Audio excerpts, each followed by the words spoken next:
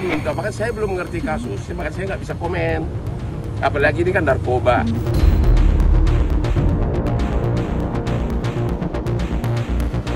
Bang Amar korban dari sistem.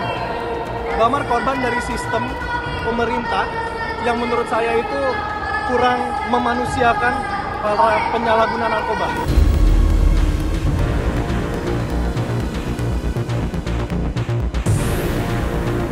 Ya, saya sedang mempelajari, ya karena kan ada juga kejanggalan di situ.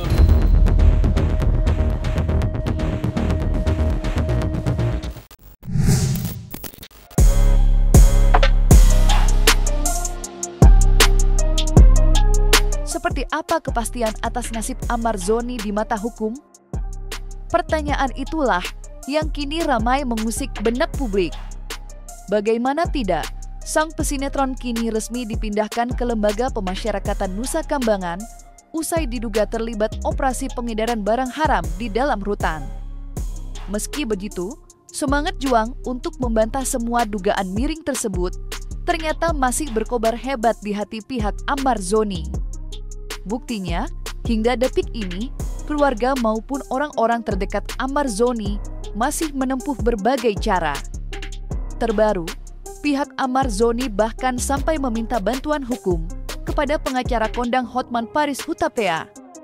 Lantas, seperti apakah Hotman Paris Hutapea menanggapi permohonan yang disuarakan oleh pihak Amar Zoni? Bukan, dia itu kirim surat ke Pak Ustadz. Oh ya.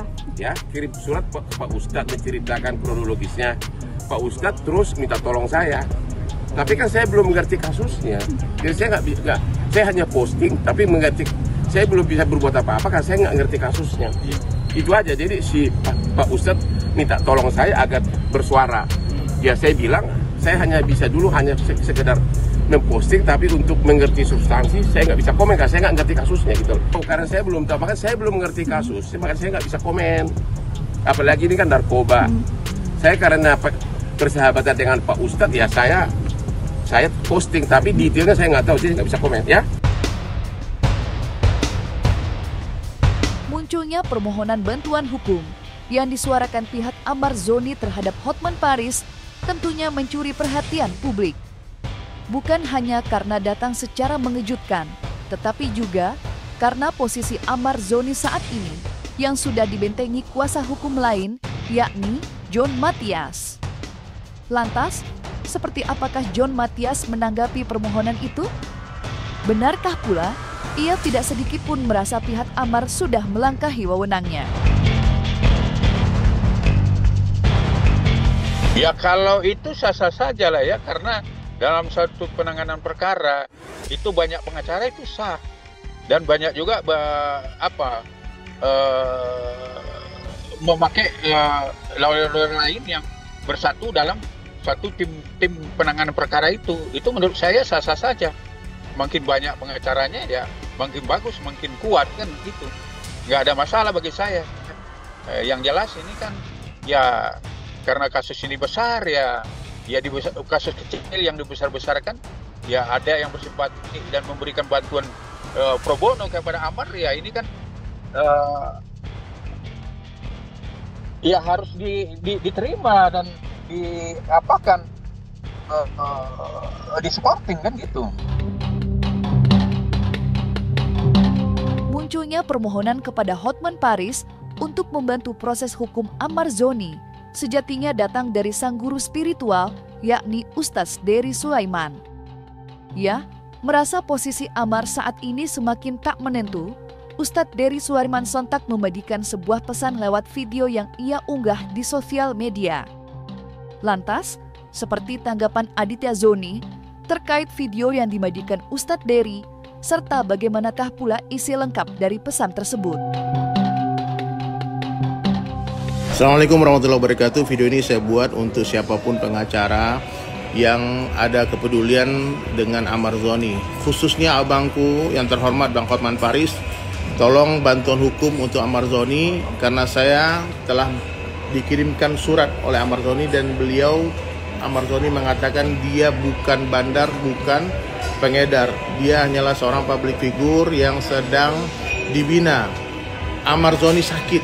Kalau orang sakit mesti direhabilitasi, mesti diobati, bukan dihukum mati. Orang sakit bukan dihukum mati. Kita bunuh penyakitnya, bukan orangnya. Jadi saya berharap kepada Bang Hotman Paris, tolong bang, kasihan bang. Ini belum ada putusan pengadilan, tapi Bang Amar sudah dibuang ke Nusa Kambangan. Saya sudah pernah dakwah ke Nusa Kambangan dan tahu betul bagaimana keadaan di sana. Semoga ada perlindungan hukum untuk Amar Zoni dan keadilan bisa ditegakkan di negeri ini. Makasih banyak Bang Hotman Paris dan tim. Semoga video ini sampai ke abang. Ya itu kalian bisa dengar aja di videonya Ustadz Dery. Itu kan sangat luar biasa menyentuh gitu loh, ya kan? Jadi orang ini sakit, ya. Orang ini sakit. Bang Amar ini sakit yang perlu dibantuin, yang perlu direhabilitasi. Jadi saya mohon banget untuk semuanya, pemerintah, teman-teman semuanya yang mengerti hukum adalah ketika memang ada penyalahgunaan narkoba, itu harus direhabilitasi dan harus disembuhkan. Sayanglah, Bang Amar seorang yang mumpuni, seorang yang maksudnya sayang kita kehilangan potensi bangsa gitu. Gitu aja sih. Saya nggak ngerti kasusnya, don't ask me. Gua nggak ngerti kasusnya. Kalau sudah 4 kali narkoba. Apapun gua nggak ngerti kasusnya, gua nggak mau ngomong. Tapi membuka peluang untuk membantu bang. Kasusnya apakah ada dasarnya, apakah saya nggak tahu. Jadi don't ask me. Tapi membuka peluang nggak Hotman 911 akan bantu? Saya nggak ngerti kasusnya, jangan tanya gua gimana. Terlepas dari itu semua, Advokat John Mathias yang hingga detik ini masih memegang kuasa resmi dari Amar Zoni, rupanya masih memperjuangkan nasib sang aktor lewat caranya sendiri. Ya, berkaca dari penanganan kasus Amar Zoni yang ia duga banyak diselimuti kejanggalan, John Mathias mulai meramu amunisi serangan balik. Ketika dimintai keterangan lewat sambungan panggilan video, John Mathias bahkan menguat hal baru, di mana ia ternyata sudah mengantongi 2 kejanggalan yang akan dikaji secara mendalam guna memperjuangkan nama baik Amar Zoni. Lantas, seperti apakah penjelasan John Mathias terhadap 2 kejanggalan yang ia sebutkan itu? Ya, saya sedang mempelajari, ya karena kan ada juga kejanggalan di situ dalam sistem penyelidikan dan penyidikan. Nah, dalam penyidikannya itu Amar kan ya disangkakan pasal yang konstruksi hukumnya 114 ya 132 juga ya kan. Nah, harusnya kan itu ancaman hukum di atas 5 tahun. Padahal Amar itu sudah diminta untuk didampingi oleh pengacara, penasihat hukumnya, malahan tidak diberikan. Malahan dia ditekan, nggak usah pakai pengacara. Ini kan cuma formalitas doang. Dan ini kan ya untuk apa aja lah, efek jerah lah. Nah, kemudian ada juga tanda kutip minta sesuatu. Nanti kamu kasihkan ini supaya perkara ini nggak dilanjutkan. Nah, itulah jadi keanehan kan. Tapi kan kalau dari kronologis itu, dari analisa kita, bisa itu terjadi karena kasus ini Januari 2025. Nah, 2005 kan baru dilimpahkan Oktober, berarti kan sangat lama kan. Padahal kalau benarlah sesuai dugaan dan alat bukti itu memang telah didapat dari Amar, kan kasusnya harusnya nggak lama-lama. Orang di sidang mungkin udah selesai sekarang. Ya karena banyak kejanggalan mungkin kalau secara hukum. Nanti yang jelasin tetap Om John, saya nggak ngerti. Tapi pribadi saya dan keluarganya Bang Amar ya emang banyak kejanggalan sih dalam kasus ini.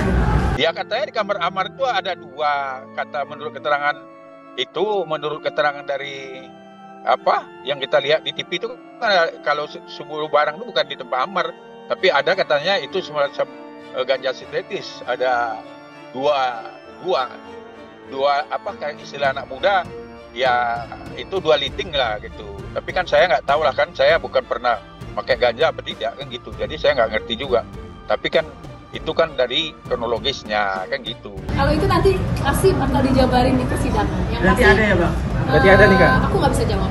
Yang pasti dari bulan Januari kejadian itu, Bang Amar sudah sangat-sangat berubah, yang seperti mungkin kalian udah sering juga Om John bicarakan Om John Amar sholat di masjid, jadi marbot, jadi umas masjid, apa bla bla bla, itu benar gitu. Jadi semenjak itu Bang Amar nggak ada masalah apa-apa, dipindahin juga ke lapas tidak pernah masalah apa-apa. Jadi ini masalah udah lama yang ditimbulkan lagi setelah Bang Amar keluar.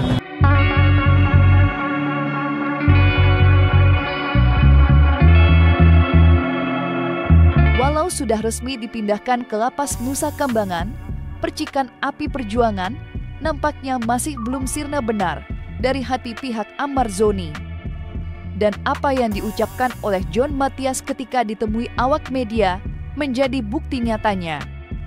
Saat ini, perjuangan pihak Amar pun tertuju kepada satu poin, yakni membantah semua dugaan terkait Amar yang disebut pengepul, apalagi pengedar barang haram. Karena bagi mereka, Amar hanyalah korban dari penyalahgunaan barang haram. Dan tempat sang pesinetron adalah pusat rehabilitasi, bukan Lapas Nusa Kambangan. Lantas, seperti apakah ungkapan kekecewaan pihak Amar Zoni terhadap proses hukum yang sedang berjalan?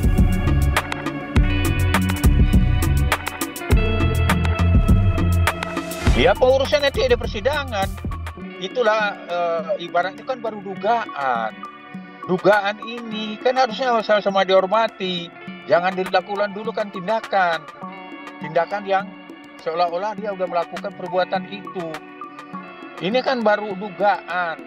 Sama aja dulu Amar juga dugaan juga sebagai aktor intelektual lah, pengedaran narkotika, kemudian juga yang membiayai peredaran narkotika.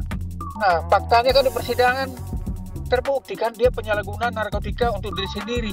Itu pun harusnya lapasnya kan bukan lapasnya berkumpul dengan lapasnya umum. Ini kan ada salah SOP juga yang dilakukan oleh pihaknya kayak Mapas. Kenapa orang yang sakit yang harusnya kan dengan adanya Undang-Undang Nomor 35 tahun 2009 kan ada LP khusus. Itu kan dasarnya kan dari pelaksanaan Undang-Undang Nomor 35 tahun 2009 tentang narkotika itu, karena kan fungsinya penyalahgunaan narkotika ini kan bukan penjahat, dia adalah ya sebagai korban. Bang Amar korban dari sistem. Bang Amar korban dari sistem pemerintah yang menurut saya itu kurang memanusiakan para penyalahguna narkoba. Gitu loh. Jadi yang seharusnya direhabilitasi. Itu sih. Bagaimana mungkin dengan katanya ada hukuman? Enggak. Kita lihat aja di persidangan gitu. Jadi jangan kemana-mana dulu. Kalau misalkan di Nusa Kambangan itu pasti dihukum atau umur hidup. Enggak. Bukan begitu guys ya. Dilihat aja dulu, kita sama-sama kawal kasusnya. Pengadilannya seperti apa, kita sama-sama lihat aja. Itu pun harus penanganannya humanis dan rehabilitasi. Nah, harusnya Amar ini itu yang dulu pada waktu persidangan di Jakarta Barat kami sudah mengajukan asesmen untuk Amar ini diajukan ya rehabilitasi. Itu pun dikabulkan penetapannya, tapi kan JPU tidak mau melaksanakan. Nah, kemudian setelah putus juga udah dibuktikan bahwa Amar ini penyalahgunaan narkotika untuk sendiri, yang orang kecanduan, yang adiksi, nggak diobatin juga, malah dikirim ke lapas umum. Nah, ini SOP yang terjadi, ada pelanggaran juga. Ini diusut juga dong oleh Pak Kementerian Mapas. Kenapa orang ini ditaruh di lapas umum? Padahal dia kan harus perlu diobatin, perlu ada konseling, ada pembinaan, harus ada pengobatan, psikiater. Nah, ini kan tidak dilakukan, malah dicampur dengan penjahat umum.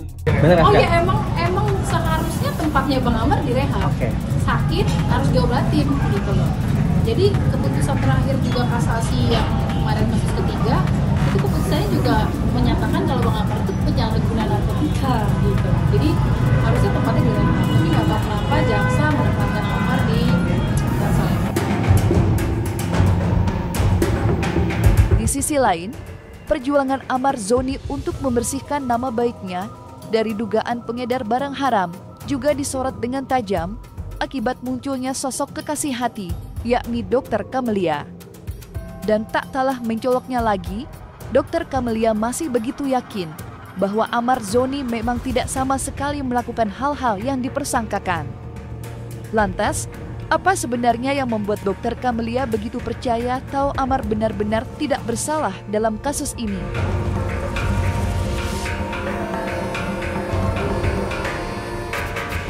Berarti kamu masih percaya bahwa Amar nggak ngedarin ya? Sangat dong. Coba balik lagi ke hati nurani kalian, mungkin yang lebih kenal Amar dari selebritis ya kan. Coba deh ditelaah baik-baik, dilihat mukanya, dilihat sifatnya. kayak buat aku seorang Amar nggak mampu deh jadi pengedar, ataupun bisa hanya ditanya jaksa pengepul. Sekarang kalau pengepul itu berarti barangnya banyak kan, ini barangnya aja nggak ada, gimana dibilang pengepul? Iya, hubungannya kita kan udah sama-sama gede ya, jadi udah sama-sama dewasa, pernah gagal, yang pasti berkomitmen, yang pasti berkomitmen. Tapi balik lagi, kalau untuk urusan jodoh, urusan Allah gitu kan. Berarti pacar ya? Ya, itu udah gede ya, jadi kayaknya mungkin dia bilang pacar atau apa gitu ya. Istilahnya berkomitmen lah. Komitmennya sejak kapan mungkin sama Amar? Dari bulan apa ya, aku lupa. Kan udah lama lah. Setahun ada dong? Ada, setahun juga. Aku nggak ada perasaan sama Bang Amar, aku akan tetap mendukung Bang Amar gitu. Karena ini bukan soal perasaan, tapi ini soal kebenaran gitu. Jadi bukan soal perasaan aku cinta buta atau sangat mencintainya, tapi ini soal bagaimana kebenaran harus diungkap.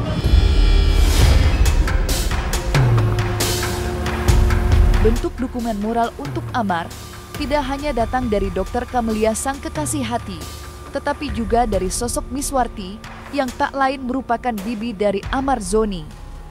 Dan layaknya Dr. Kamelia, Miswarti juga masih yakin bila Amar sama sekali tidak terlibat dalam kasus pengedaran barang haram.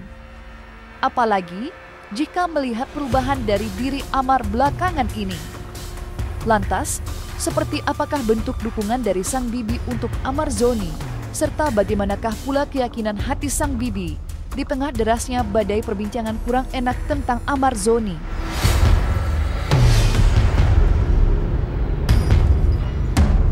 Saya sebenarnya nggak percaya. Ada rasa ketidakpercayaan dia melakukan dari dirinya sendiri. Mungkin ada dorongan dari orang lain untuk melakukan sesuatu yang tidak baik itu. Karena saya bilang begitu. Selama saya melihat sebelum kejadian ini, dia itu sebenarnya sudah hijrah. Maksudnya dia itu udah bertobat, mau apa? Kan saya maktunya dibilang ke saya, kita jadinya begini, mungkin alasannya apa, penyebabnya apa, dan saya tidak percaya itu 100% dari niat dia sendiri. Supportnya ya gitu aja, kita nggak bisa menghubungi dia sekarang, kita lewat doa aja supportnya, biar dia tegar gitu ya, menghadapin ini, tegar dan sabar gitu. Semoga dia akan ada perbaikan ke masa depannya gitu, dan tidak akan terus-menerus begini. Di Nusa Kambangan itu kita nggak percaya juga itu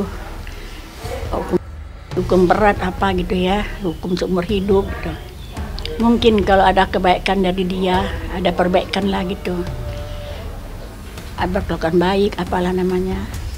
Mudah-mudahan dia dikurangi hukumannya dan bisa bebas.